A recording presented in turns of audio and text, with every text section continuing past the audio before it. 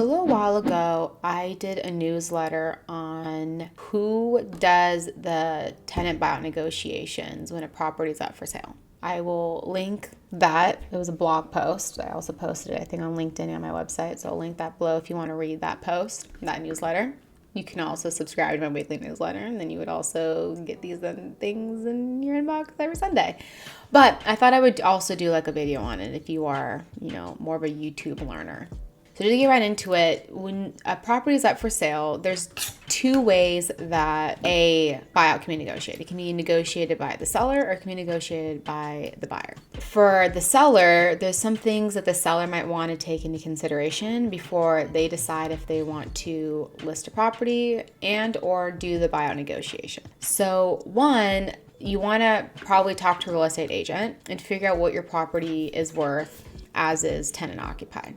And this video is for residential properties, typically in rent-controlled areas where, there's just cause eviction protections, so you can't, necessarily evict a tenant. So for a seller, they might want to talk to a real estate agent and figure out what the property's worth as is tenant occupied with those tenants in place. Then you might want to talk to the seller. If I had a vacancy, what would the property be worth? If I had two vacancies, what would it be worth? And figure out if it's worth doing a buyout. And the considerations, once you get that information, is you want to weigh how much is the buyout going to cost you as a seller, and if you have that money on hand to pay it, how much more money will the property be worth with the vacancy versus without the vacancy, and maybe that price of the buyout or the vacancy, maybe the buyout is going to cost you more money than it's going to be worth on the back end. So maybe, to give general rough numbers, maybe a buyout's going to cost you $20,000, but the property is only going to, net you $10,000 more. Maybe it'll only net you $30,000 more, but is it, maybe the $10,000 more is not really something that you're willing to do all the energy for. So again, you have to figure out what do you think it's going to cost you? And is it really going to add that much more value to you as the seller? In Los Angeles, vacancies for especially smaller buildings tend to be more valuable. But again, talk to a real estate agent and figure that out. And then another one is, if the event that the seller gets a vacancy, but they're not able to get the sales price they want, do they have a backup plan for re-renting it, maybe possibly rehabbing the unit to get market rent? So you might want to have the cash on hand not only to the buyout, but maybe you might want to have cash in hand as a backup in case you change your mind on selling the property and now you have a vacancy. And that vacancy likely leads to you remodeling the unit. That's typically what all vacancies, in most areas lead to. The seller's upper hand is that they might have a relationship already with the tenant, so they might be able to have that rapport. Maybe you can go to the tenant and say, hey, I'm looking to sell this property and I want to, do a buyout. And maybe the seller has that upper hand because maybe they know the tenant and they have that rapport with the tenant and able to level with the tenant. The tenant goes, okay. Sometimes sellers might have a harder time with it because maybe they don't have that relationship with the tenant.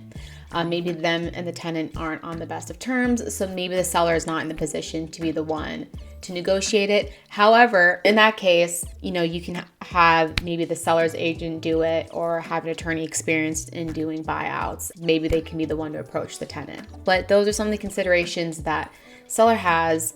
Mainly is, what is the benefit the seller is going to get in the form of increased sales price from this vacancy? And so you have to essentially weigh that. Now, for the buyer to negotiate the buyout, that one's a little tricky because when a buyer does it, the property is basically already probably on the market, or they have maybe an offer in place. So as a buyer, you want to consider a few different things. One, has the seller already tried to buy out the tenant? Has the seller had any success or not been successful?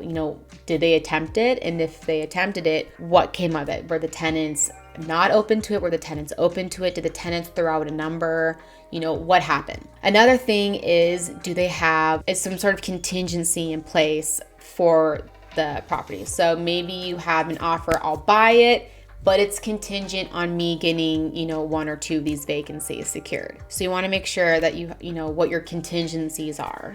And, are you buying it with that in place? Or are you buying it, tenants in or tenants out, regardless. Another one is, does the buyer have the cash on hand? So sometimes there's ways, maybe the buyer has it, or maybe there's some sort of credit that can be given from the seller So there's different ways that you can structure that. But, ideally, you want to know, are you going to have the money as the buyer to pay this? Because not always is the seller going to be able, willing to negotiate the sales price or a credit.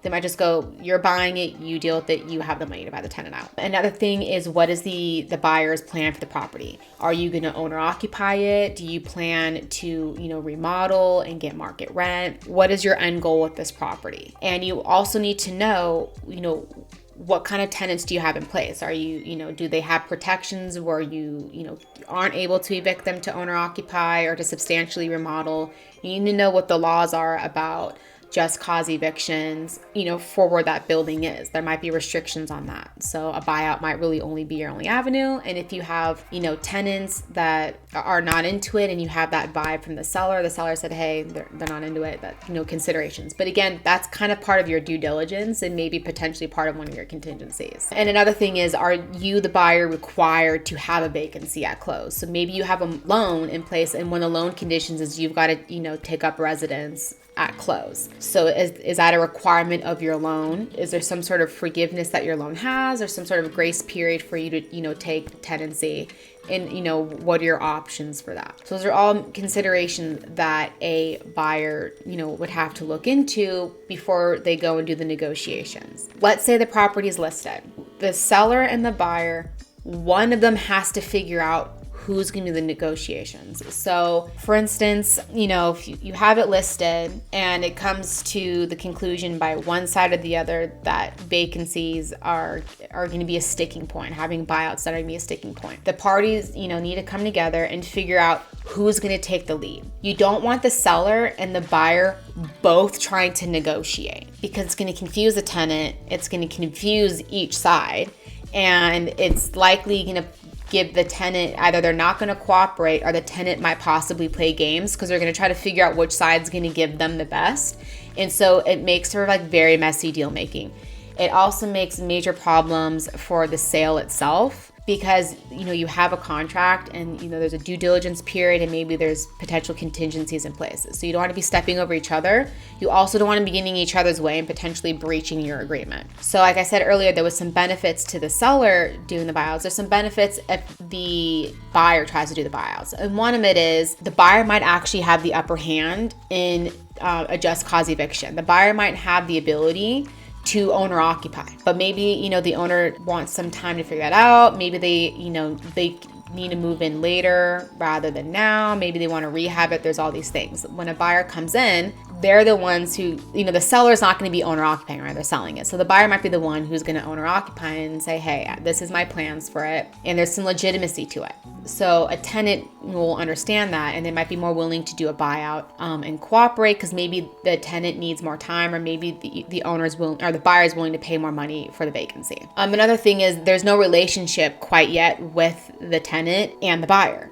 And that helps in maybe one of two ways. One, the tenant has no preconceived, animosity potentially towards the buyer. Maybe they don't have a great relationship with the seller, but the buyer is someone new that they don't know.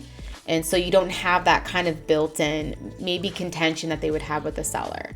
Another thing is, a lot of times tenants don't want to deal with a new buyer. They don't want to deal with the new owner. They don't want to deal with maybe new management. So they're willing to come to an agreement and move.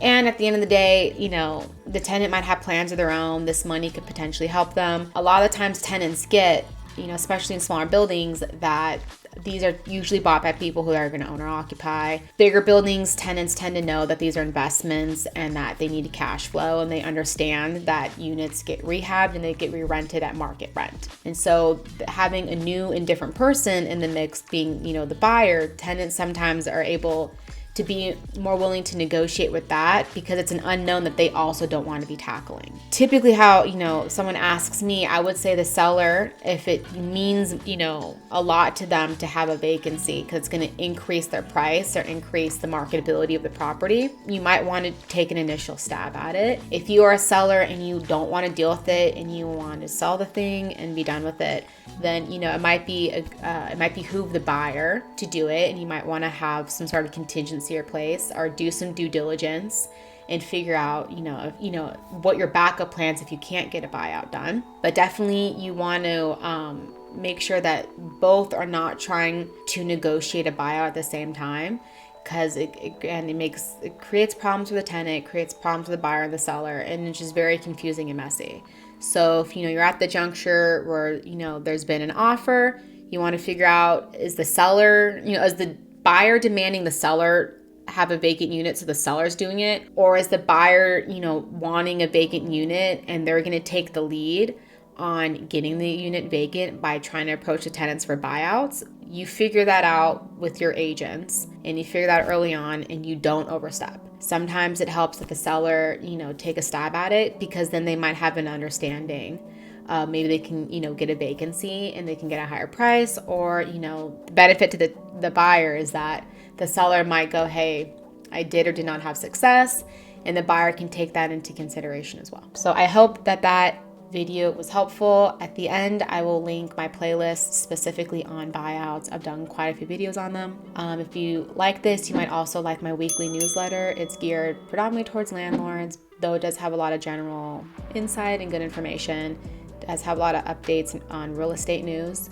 It's free. I will link that below. Being said, thank you for checking out this video, and I will see you in the next one.